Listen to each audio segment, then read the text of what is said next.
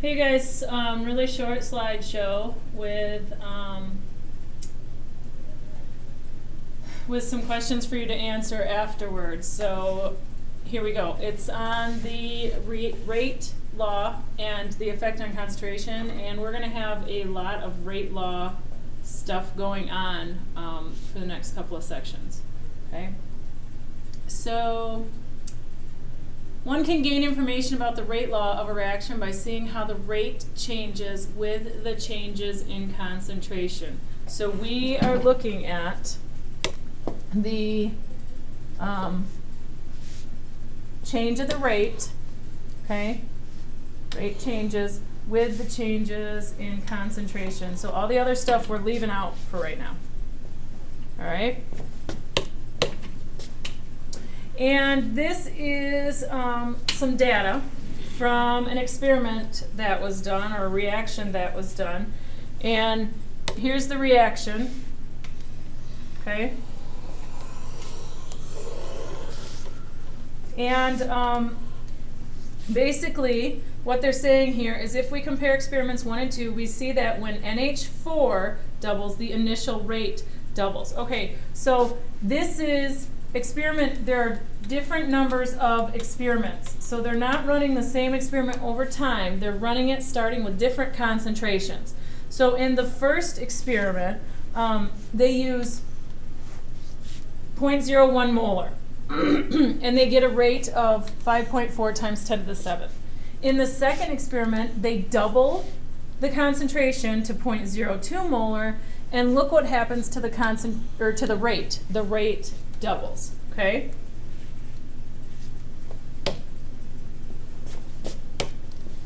Okay, so then they say likewise, when we compare experiments 5 and 6, we see that when NO2 doubles, the initial rate doubles. So again, let's look at 5 and 6. That's what they're talking about. They're talking about experiment 5 and experiment 6. And this time they're talking about the initial amount of NO2. So in experiment 5, it was 0.040. And they got a rate of 21.6 times 10 to the negative 7. They did a different experiment. They doubled the amount of NO2 that they start with, okay?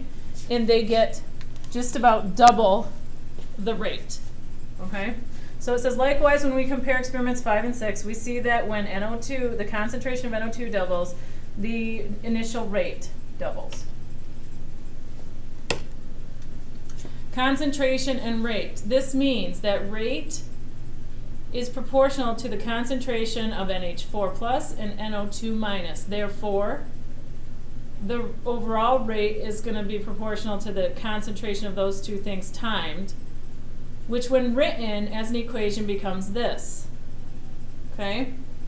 And remember I told you before that K, when you see K in an equation in chemistry, it's always going to be a constant.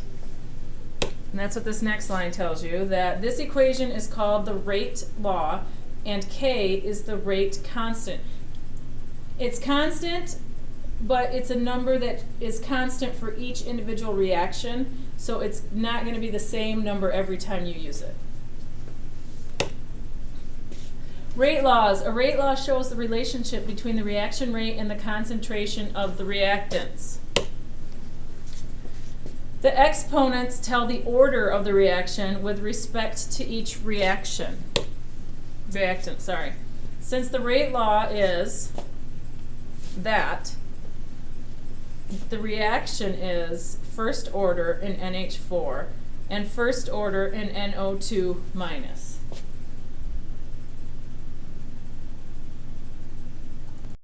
Okay, what's that mean? First of all, let me get this out of your way. What does that mean? The exponents tell the order of the reaction. Okay, so key here is exponents, and key here is exponent. What on earth is going on? It's not letting me highlight, you guys. I come up here to highlight and it doesn't let me. There we go.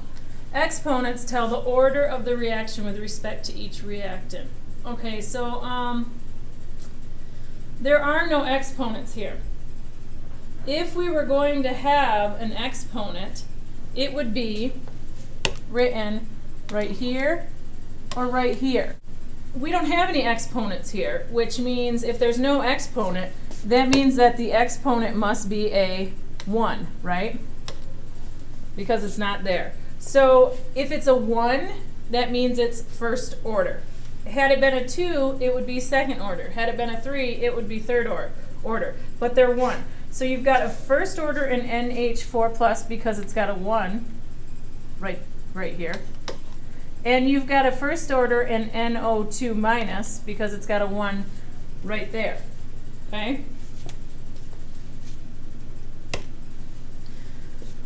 So altogether, the overall reaction order can be found by adding the exponents. Adding the exponents. I know it seems really easy. It is really easy. And in the rate law. So this is second order overall because this was a 1 and this was a 1. Okay? The NH4 is first order, the NO2 is second order, but together a first order plus a first order equals a second order. Okay? So overall, it is second order. Your homework is on Google Docs. Check your Google Docs. There are some questions. Part of what you're going to be doing is looking through the example problems on pages 582 and 583. And then answer the rest of the questions on the Google Docs. And I'll see you tomorrow.